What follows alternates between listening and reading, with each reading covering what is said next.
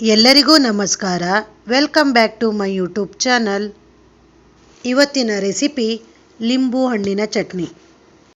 ಲಿಂಬು ಹಣ್ಣು ಎಂದ ಕೂಡಲೇ ನೆನಪಾಗೋದು ಲಿಂಬು ಹಣ್ಣಿನ ಜ್ಯೂಸ್, ಲಿಂಬು ಉಪ್ಪಿನಕಾಯಿ, ಲಿಂಬು ಚಿತ್ರಾನ್ನ.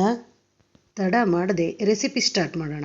ರೆಸಿಪಿಗೆ ಬೇಕಾಗಿರೋ ಇಂಗ್ರೀಡಿಯೆಂಟ್ಸ್: 2 ಲಿಂಬು ಹಣ್ಣು ಈ ಥರ ಸಣ್ಣದಾಗಿ ಹೆಚ್ಚಿಟ್ಕೊಂಡು ರಸನ ತೆಗೆದ್ಬಿಡ್ಬೇಕು. ಒಣಮೆಣಸು, ತೆಂಗಿನಕಾಯಿ ತುರಿ, ಬೆಳ್ಳುಳ್ಳಿ. ರಸ ತೆಗೆದಿಟ್ಕೊಂಡು ಹೆಚ್ಕೊಂಡಿರೋಂಥ ಲಿಂಬೆಹಣ್ಣಿನ ಪೀಸ್ಗಳಿಗೆ ಸಕ್ಕರೆ ಅಥವಾ ಬೆಲ್ಲ ಹಾಕಿ ಕಲಿಸ್ಕೋಬೇಕು. ಅರಿಶಿಣ ಪುಡಿ ಹಾಕಿ ಕಲಸಿ 5ರಿಂದ 10 ನಿಮಿಷ ಹಾಗೆ ಬಿಡಬೇಕು. ಲಿಂಬೆಹಣ್ಣನ್ನು ದಿನನಿತ್ಯ ಬಳಸೋದ್ರಿಂದ ಆರೋಗ್ಯಕ್ಕೆ ವಿಟಮಿನ್ ಸಿ ಕಡಿಮೆ ದರದಲ್ಲಿ ಸಿಗುತ್ತೆ.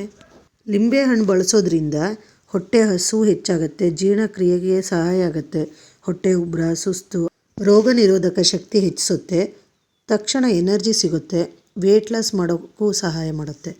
ಈ ಚಟ್ನಿ ಚಿಕ್ಕ ಮಕ್ಳಿಗೆ ಕೊಡೋದ್ರಿಂದ ಚಿಕ್ಕ ಮಕ್ಕಳು ನಾಲಿಗೆ ಮೇಲಿರೋ ಅಗ್ರನ ತೆಗೆಯುತ್ತೆ, ನಾಲಿಗೆ ರುಚಿ ಹೆಚ್ಚಿಸುತ್ತೆ, ಹಸಿವಾಗೋ ಹಾಗೆ ಮಾಡುತ್ತೆ. ಈ ಚಟ್ನಿನ ವಯೋಮಿತಿ ಇಲ್ಲದೆ ಚಿಕ್ಕವರು ದೊಡ್ಡವರು ಎಲ್ಲರೂ ತಿನ್ಬೋದು.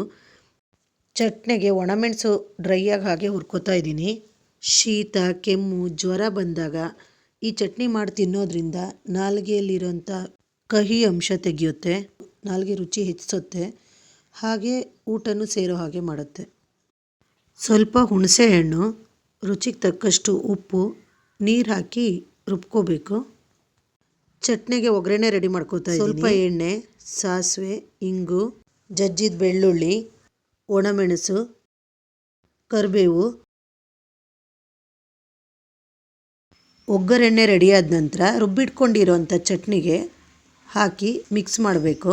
ಚಟ್ನಿ ಕಲ್ಲರ್ಗೆ ಮನಸ್ಸು ಸೋಲ್ತಾ ಇದೆ, ಇನ್ನು ಅದನ್ನು ಟೇಸ್ಟ್ ಮಾಡಿದ್ರೆ 2 ತುತ್ತು ಜಾಸ್ತಿನೇ ಹೋಗುತ್ತೆ. ಈ ರೆಸಿಪಿ ಬ್ರೇಕ್ಫಾಸ್ಟ್ ಸೈಡ್ಸಿಗೂ ಚೆನ್ನಾಗಿರುತ್ತೆ. ಈ ಚಟ್ನಿಗೆ ಸ್ವಲ್ಪ ಮೊಸರು ಮಿಕ್ಸ್ ಮಾಡಿ ಅದಕ್ಕೆ ಸ್ವಲ್ಪ ಉಪ್ಪು ಹಾಕ್ಕೊಂಡು ಮೊಸರು ಮಿಕ್ಸ್ ಮಾಡಿರೋ ಈ ಚಟ್ನಿ ರೈಸಿಗೆ ಕೂಡ ಒಳ್ಳೆ ಟೇಸ್ಟ್. ಈ ರೀತಿ ಹೆಲ್ದಿಯಾಗಿರೋ ರೆಸಿಪೀಸ್ ಬೇಕು ಅಂದರೆ ಕಮೆಂಟ್ ಮಾಡಿ, ಸಪೋರ್ಟ್ ಮಾಡೋಕ್ಕೆ ಸಬ್ಸ್ಕ್ರೈಬ್ ಮಾಡಿ.